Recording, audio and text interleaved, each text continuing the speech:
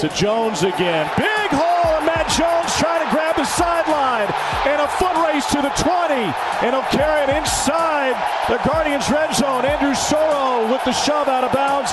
It's a 49-yard scamper. Bruising run for a St. Louis touchdown. Christine Michael. And here goes Keith Mumphrey. And they're going to turn it around with room on the near side. And for the first time, they get creative. And the BattleHawks have the sideline. And a kickoff return for Joe Powell to the end zone. And now they say he stepped out. No, touchdown, St. Louis. Matt Jones in. Touchdown, St. Louis. Little toss. And a pass off of it. DeMornay Pearson out to Alonzo Russell. Intercepted. What a grab by Kenny Robinson. First game in 1,529 days of professional football here in St. Louis. And a successful return to the Gateway City.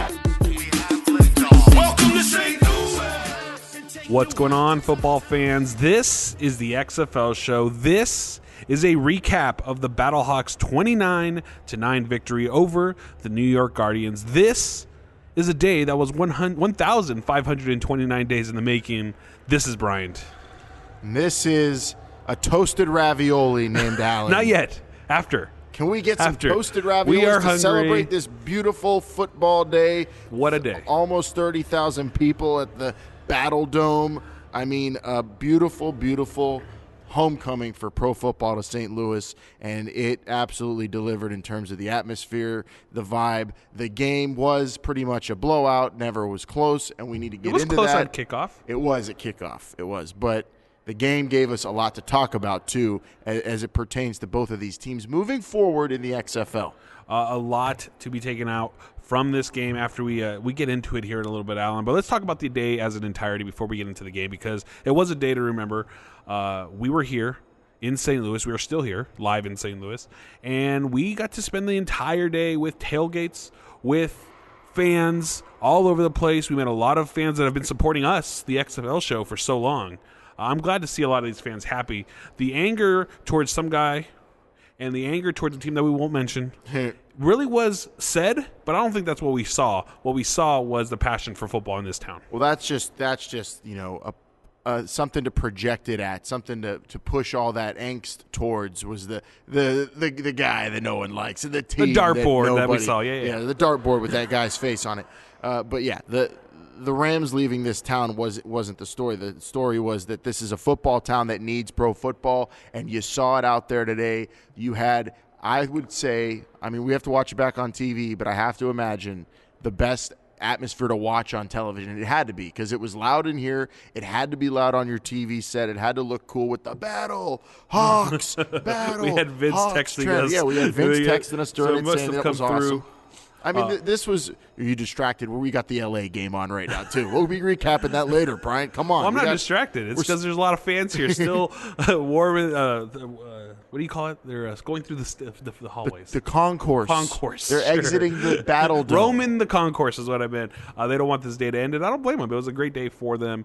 I'm super happy to see all the smiles that we did see, because a little girl traded a football for a box of cookies. Yeah, and Thin Mints. Not my favorite, by the way. Very jealous of Casey Sales of the BattleHawks getting those Thin Mints. You're a Thin Mints kind of guy? I mean, I'm any kind of cookie kind of guy right now. I would love a cookie or toasted raviolis. Or toasted ravs. Which Ravs. is the plan. We're in St. Louis still. Ravs, yeah. We need to talk about, though, the let's talk about the game. Real quick, before the game, the chants, the battle. Hawks, the other chant about the owner of the Rams, we could forget about that. But, I mean, the caca is what it's all about. Caca is the law.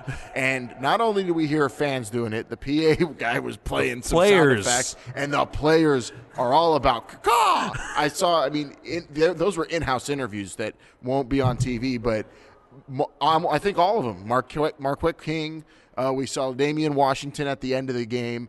Those dudes are all about the caca. The crowd is. We saw a bunch of people dressed like birds.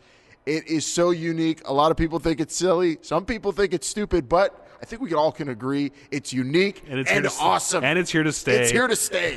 The St. Louis BattleHawks will be here again next week playing the Seattle Dragons. We'll get into that a little bit too. All right, Alan, let's get into the game, because we saw two teams that we thought were in this trajectory, and they were. The BattleHawks continue to roll. They're a great team. They're looking better and better every single week. Since week 1, they've really progressed. I know they're only 2-1. Last week they looked really good against Houston. And then we saw New York, who since week 1 have digressed. Now, would you say that New York looked better or worse than last week in D.C.? Worse. I think they looked worse this week because even though they might have moved the ball maybe a little bit more, I haven't even pulled up their offensive stats yet, Brian. But I was telling you during the game, this is a team that's just melting. They are completely melting into liquid goo, and they are nothing soon unless they fix it because they are losing their cool in the middle of these games, and all the penalties, personal fouls, stupid unnecessary roughness hits on passes down the field where, it's going to be 4th down if you just let the ball hit the ground and move on to the next play. I mean, losing your cool 86 penalty yards. 86 penalty yards. But these were also, we're talking about, some of these were offset because they try to get physical, and I understand trying to get physical in this atmosphere where, it feels like the world's against you. But I feel like the Guardians are just losing their cool too much, and last week it started. This week it rolled over, and it was worse in that regard. And then you had 3 quarterbacks play in a game, and that's really rarely a good thing, ever, if ever. Well, let's talk about the star, I guess, of last week, Matt McGloin, who didn't perform well. the star for the wrong reasons. Star on ESPN. The guy everyone was talking about. Matt McGloin, 8 for 11, 73 yards. 84 yards. No touchdowns and an interception. He came out, he went out a few series in the first quarter, came back out there for a couple more, but didn't return after the first half. Does New York have a quarterback problem? We saw Marquise Williams come out. He sparked this team a little bit, got them down there, missed on a 4th down when they were on 4th and 2, I think it was, and they ran the ball, didn't make the first down. But then you have Luis Perez, who came out here and scored a touchdown. I feel like they're in the same boat, but not as nice of a boat as the Vipers. They have a win over the Vipers, but the thing is, the Guardians' offense cannot move the ball the way the Vipers can move the ball, and they have a quarterback issue. Let's give them a little credit. They had over 300 and some yards, I think. 307 yards today of offense. Yeah, but you also are talking about a BattleHawks team in this entire second half was, let's face it, they weren't pedal to the metal. Yeah, they were coasting. The offense definitely wasn't. The defense was hitting. But 2 for 10 on 3rd down is what I look at. If you could fix one thing with the Guardians, what would it be? There's a lot. There's a lot to fix. Here. I know that, but what's the one thing that'll help them get them back into some way, shape, or form in the right way? First off, play disciplined football. Quit getting stupid penalties. They must have communication issues. I don't know, but there's false starts. We expected that here at the Dome. But we saw it last week, too. There's roughing penalties. There's unnecessary stuff after whistles. Yep. And then there's holdings. There's just shooting yourself in the foot. And then the next thing you need to figure out is you need to, I think, go with Luis Perez or Marquise Williams because Matt McGloin, I think, and not, we're talking about a rib injury was what the word was throughout the game. I don't know anything about the injury yet. I'm just saying from what I've seen from him, he's not even taking chances downfield. His receivers are running routes that go there, but he's not throwing it there. He seems like a check down guy. And then you had Luis Perez come in there. He went right down the field and scored on one drive. And Marquise Williams showed signs of some explosiveness and dynamic quarterback play. So I would figure out what you want to do with one of those two guys. And I don't know. I might call it a day with Matt McGloin at this point. 3 weeks into the season, decisions need to be made. Well, last week, Kevin Gilbride was very vocal about how he thought this was his fault. Right, against DC. Need to do a better job of getting prepared, that he took blame for this. I don't know if he could take blame for this game. He did what he could to get this team ready, and it looks like the Guardians shot themselves on the foot a couple times. Let's go over to the side of the winners, the BattleHawks. Jordan Talmu, okay. Like, he didn't do horrible. He didn't lose the game, obviously, but he didn't do much. He didn't need to do a thing. 12 pass attempts for 119 yards, no touchdowns, no interceptions, but that's fine.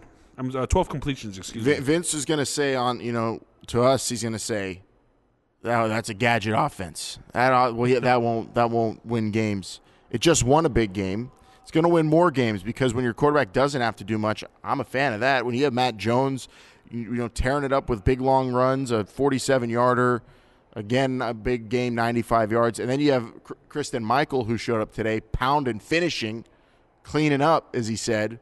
That is just a threat. That's some power. That's a threat that the BattleHawks have that really takes the weight off their young quarterback. Yeah, it really is. So, again, not the greatest performance of Jordan Ta'amu. He didn't really have to. I mean, he performed when he had to. That first drive, I believe, was 4 run plays, Alan. I mean, if you're going to score that way, why would you throw the ball? Yeah, what biggest concern for me in this might have been the Guardians' run defense. They have a pretty big defensive line, and they just got pushed all over this field. And that is also a signifier. This BattleHawks O-line came ready. They came ready to thump, came ready to push, came ready to just eat up yards. And it's going to get better throughout the season, I think, because not only are they developing, when you have the run as your base like this, it is going to make Jordan Ta'amu so dangerous each and every single week. They love the RPO. And it's going to help Jordan Ta'amu if that RPO can get going. For them. Yes, because if you're getting that many yards when you give it to your running back,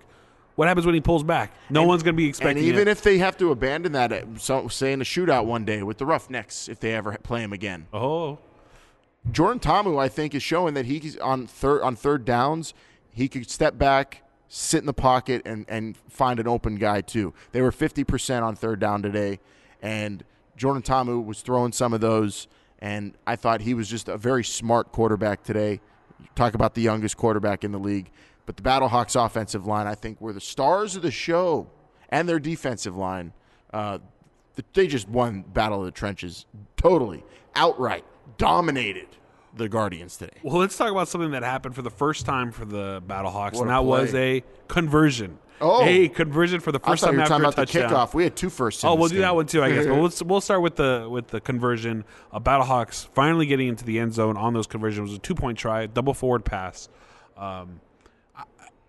It's something that they need to work on. You can't have, I know it's not converted that often here in the XFL so far this season through 3 weeks, but you got to get better at it. They were the worst of all the people. That's the thing. And they still are. Converted. 1 out of however many touchdowns they've scored, and it's not going to get it done going forward. When you want to beat those elite teams, you're going to have to score these points, these extra points, because they are free points. It's like free throws. Obviously, it's a little harder than a free throw, but you should try to get those as often as possible. The other thing Alan will talk about is that kickoff return for the first time in XFL history. Electric. A kickoff return.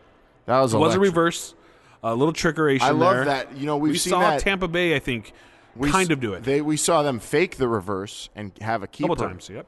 And I like that because with the line so close to the kicker, you're able to get. That's really I'm really in awe that they thought of that this early in the season, and some teams are implementing it already. That's something you could always. It's almost like it could be a standard kickoff formation. Really, you always have that guy running back around as a decoy or a guy you actually give it to.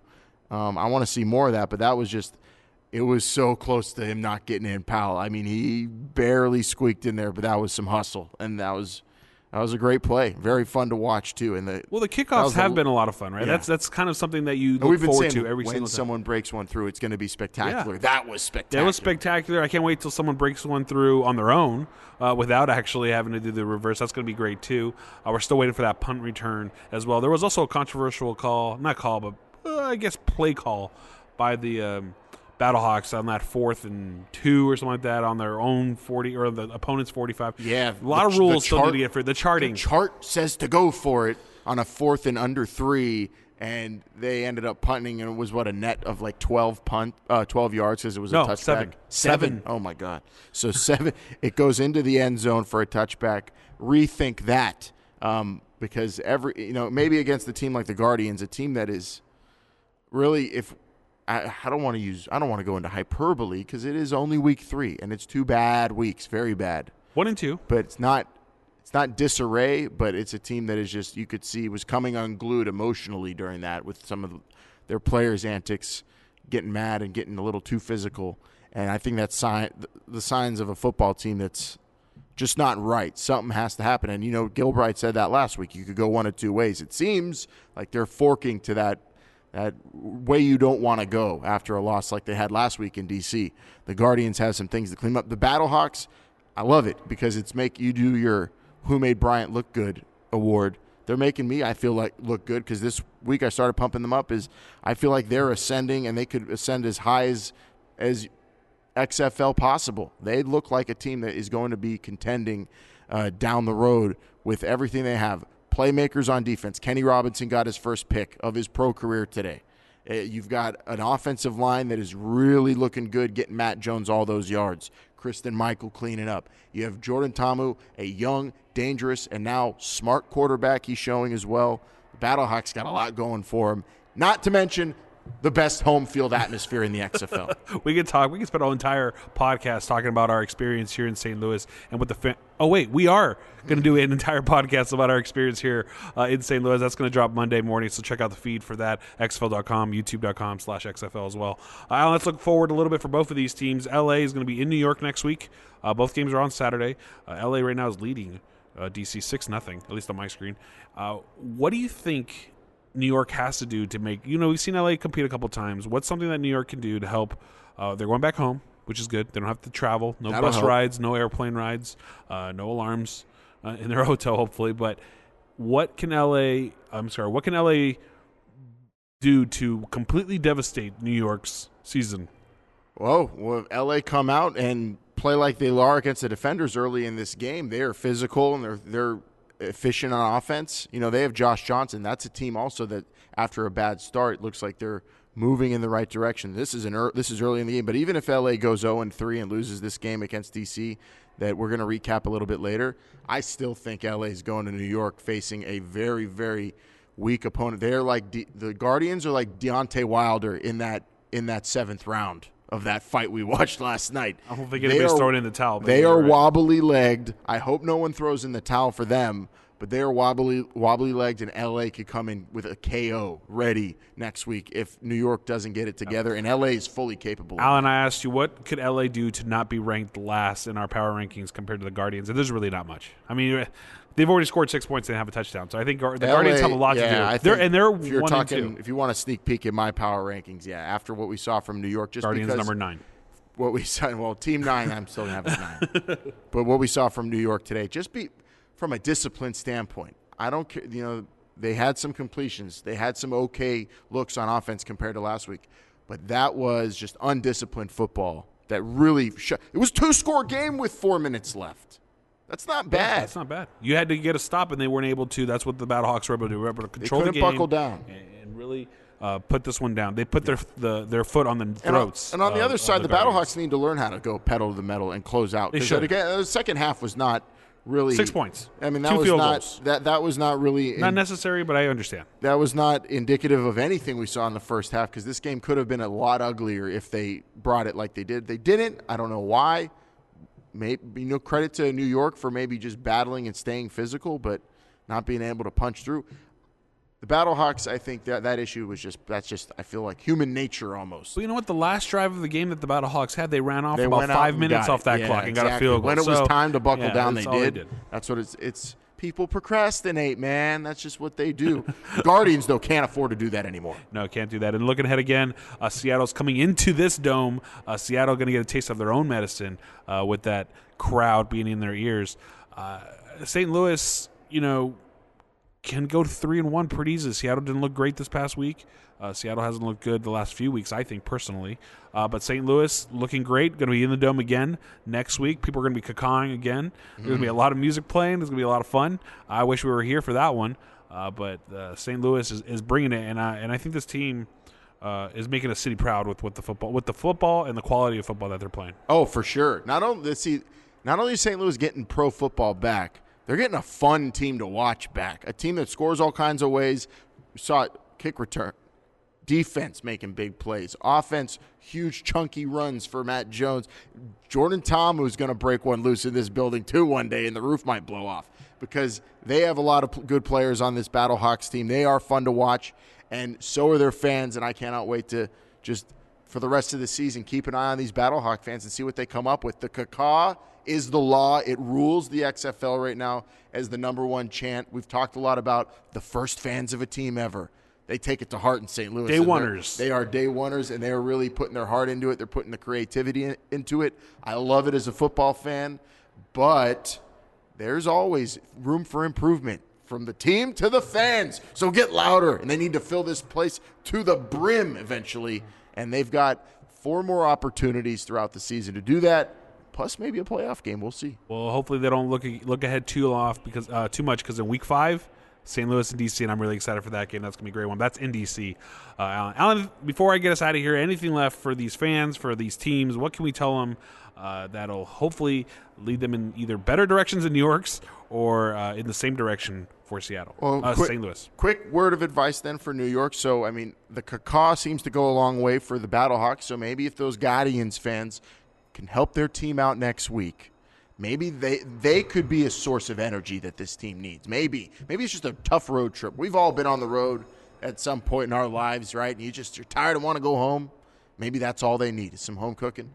The BattleHawks, they get better, figure out how to close that second half. No coasting. You cannot coast in this league, especially when you talk about Dragons coming in, their big playability. Defenders, pedal to the metal, BattleHawks, soar. You could go as high as you want to go. This team's very good. Very simple. With a loss next week in the BattleHawks and a win for the Guardians, both teams are tied for second place. So anything can happen still here in the XFL. We're only at week number 3, week 4. You're always an inch away from total annihilation and an inch away from all the glory in this league. Exactly, football fans. All right. Remember that we are here every single Tuesday morning, Thursday nights on your favorite podcast app. Also, listen to us on XFL.com or YouTube.com/XFL, the official YouTube channel of the XFL. Also, follow us on Twitter and Instagram at XFL Show.